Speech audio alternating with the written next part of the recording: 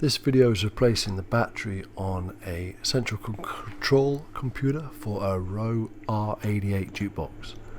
Just picked up this jukebox and this is my first jukebox, don't know much about them, and I'm going to be working on this jukebox over the next few weeks, trying to get it into a good working state and doing various jobs on it. One of the jobs is to replace the battery on this board. That's the original battery there in that plastic housing. Like any battery that's old and has been left over time, they can leak, and this one is fairly decent state. You can just see there some of the joints. You can see the green where it's starting to corrode. Looking at the board, doesn't look too bad. I think I've caught this nice and early, but definitely needs to come off before it starts to do any more damage. Just from the fumes itself, the fumes of the alkaline that's leaking can start to eat away tracks. It's not unique to jukeboxes. Anything that's got a battery for any sort of memory retention on kit this old. So this is a R88, which means it's a 1984 jukebox. So the battery's well past its lifespan. First job then, try and desolder it. There's some really big pieces of solder on this board, and where it has started to leak, it's going to be a bit of a challenge to get this solder off. So soldering iron a little bit hotter than normal, plenty of flux, and just keep working away. But it's a balancing act, because what you want to get rid of the solder, but you don't want to destroy the tracks while you're doing it. So yeah, this is the first jukebox. Fair drive to go and get it. I think it was just over 3 hours. It was in Essex. Brought it back and done a few jobs so far. It's mainly working. The mechanisms inside seem pretty robust, and they're fairly modular as well. We'll do some more work to the amplifier. There's a few caps on there that probably need replacing. A few pots and switches that need deoxing. And also although it's in pretty decent condition, the cabinet itself, some of the paint needs a bit of a tidy up as well. So I'll be focusing on that next. But yeah, I wanted to get this battery off before there was any chance that it did any more damage. So with this being the first jukebox, obviously lots to learn. The battery is there, as I understand it, to help the jukebox remember what songs have been played. So when you turn the machine off and you unplug it, the battery keeps the power to the machine, and that memory is retained. So over time, the jukebox learns which are the most popular songs and which aren't so popular. And there's some settings you can set on the computer itself, so that when no money is being put into the jukebox, it's got one or two options. It can start to play either the most popular songs, or there's an option for it to play the least popular songs. And I guess what I'm thinking there is that if it starts playing the songs that no one wants to hear, then hopefully someone's going to come along and put some money in the jukebox and put on some songs that everyone does want to hear. So there's the battery off. Just lifted right off, and there's 4 points underneath that's holding it in. And I found a diagram on the internet that showed me which one was positive and which one was negative. I did test this battery once I got it off, but there was just hardly any power at all to it. So hitting it here with some distilled vinegar. So vinegar is acid. This is designed to neutralize the alkaline from the battery. So just coating all of the areas now with the vinegar. It's not fizzing. Sometimes if it's really bad, it'll react and you can see it fizz. It's not fizzing, so I'm just making sure I'm going all the way around and covering it. And obviously, as you are putting acid on the board. Once it's done its job and once it's neutralised the alkaline, then you need to get the acid off the board, and we'll do that with an IPA wash afterwards. Just going around, give it a really good scrub.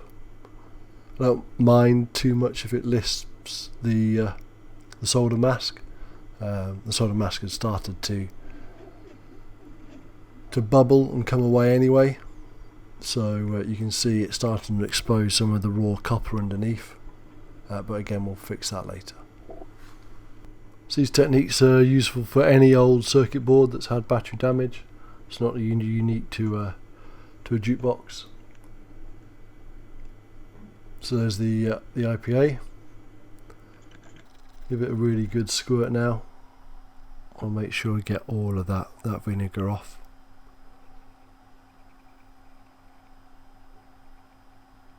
So again, just working away around the board, getting the vinegar off, and then I'll go over it again with some more IPA and just repeat the process.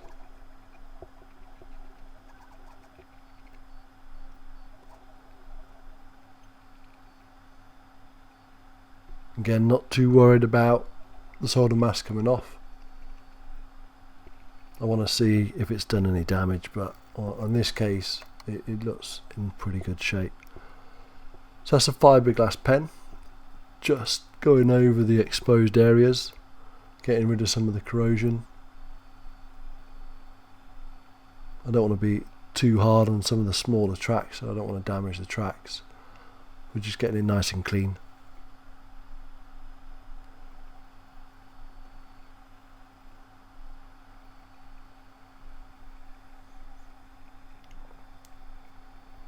And then once that's done, I'll check all the contacts. So where I can see the exposed areas, I'll look for some points and just check for continuity between the points, just to make sure there is no damage and everything tested good. So now just flip the board over, and then on this side again just hit it with some vinegar and some IPA. Corrosion on this side was pretty good. There's a few of the components were a little bit green, but not too bad. So just giving it a good clean.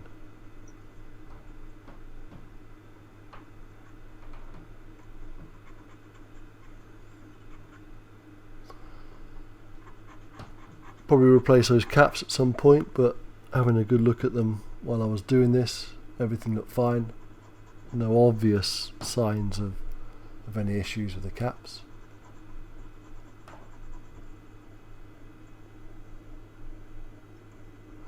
That regulator there, if that is a regulator, I think it is, that looked, and around that area looked quite black, so I was guessing that regulator had got quite hot at some point, so I thought I'd fit a heatsink to that.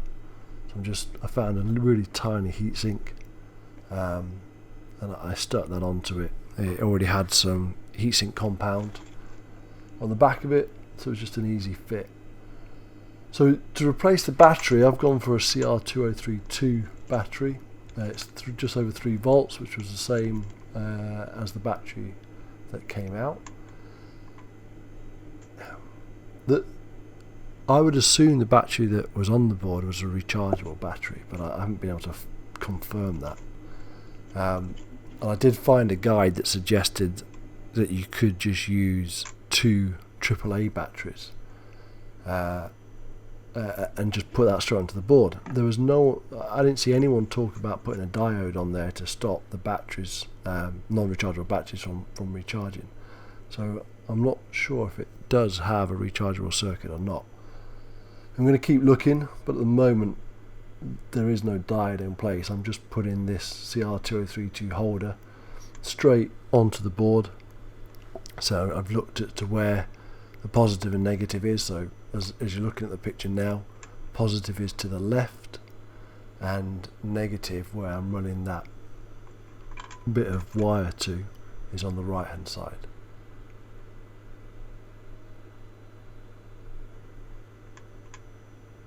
I went for this option just because I had it. I don't have any AAA double battery holders, but I did have one of these, so it's nice and small, doesn't take up much space, goes into the space that the old battery went into, and yeah, a CR2032 battery is 3 volts, so it should do the job.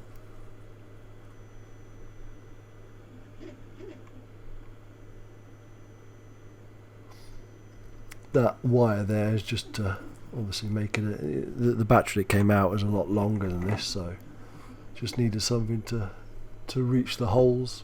I'm going to use the positive leg straight through the hole, and then the negative leg is just extended with that piece of wire.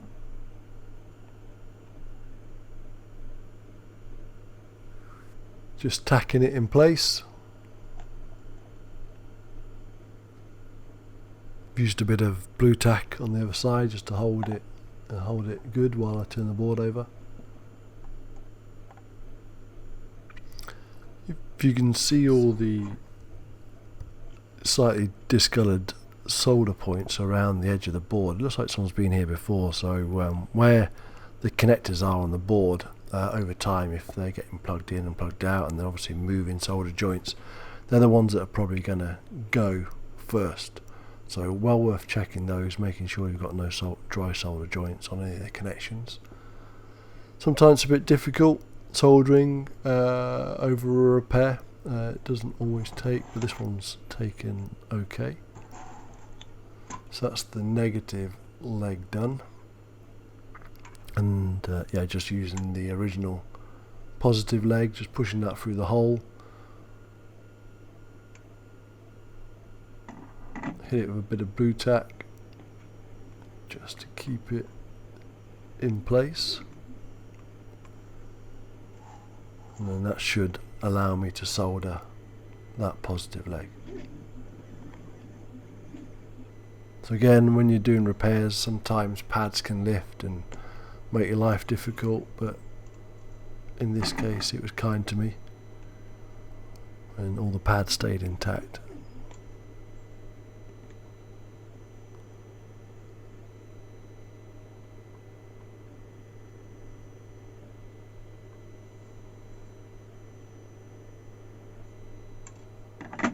So that's the positive leg soldered.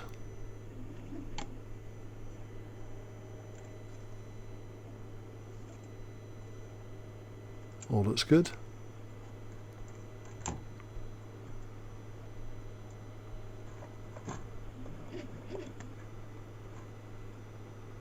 going to need to do something about the battery holder. Probably hit it with some glue, I think. Make sure it doesn't move around too much over time. That is the battery holder in place. So while I've got the control board out, some easy jobs to do is to clean the switches.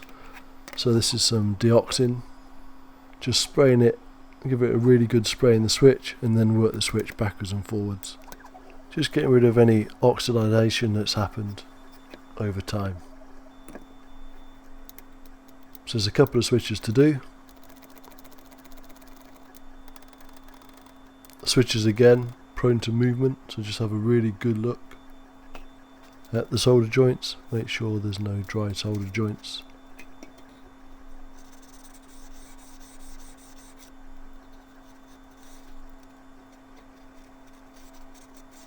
Board's got a couple of switches, just go around and do all the switches exactly the same.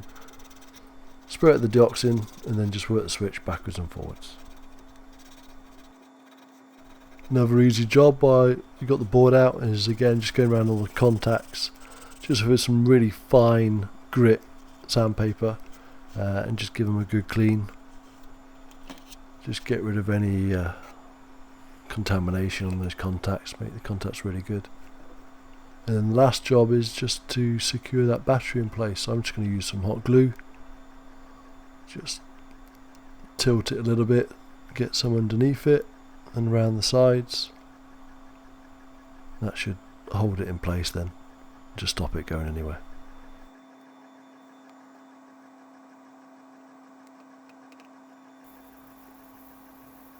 So with the battery in place, the next job now is to sort out that solder mask. So this is some solder mask that's UV curable. I bought this a long time ago and I've never actually used it. You can use nail varnish instead. If you get a nice green nail varnish, that'll do the job. All this stuff, apparently you just paint it on and then put it under a UV light, and the UV light cures it, and it goes hard. And it protects the copper then, just like the rest of the board. So rather than leaving that copper exposed, it's got a nice solder mask over the top of it. I ended up just blobbing it on, spreading it around a little bit, and then using a cotton wool bud. Initially I tried pulling off the cotton and just using a bit of plastic, but in the end I found actually just using the cotton wool bud was good. I wasn't getting any sort of bits of cotton over it, and cautious at first, just trying to sort of pad it, but in the end it actually painted on quite well. Spreads really well.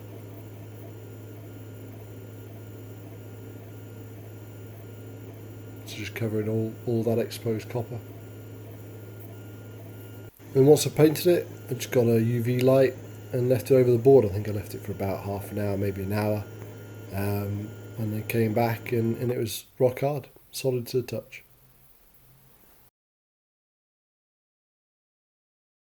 And that's it. Board's back in the machine. Everything's connected up. So just going to give it a test. I'm going to have a quick look at how many times particular records have been played. Now before it wasn't remembering this information at all. As soon as you switched it off, all this information was lost. So just having a look at what information's in there at the moment, and I'm going to play a couple of records so the counters increase.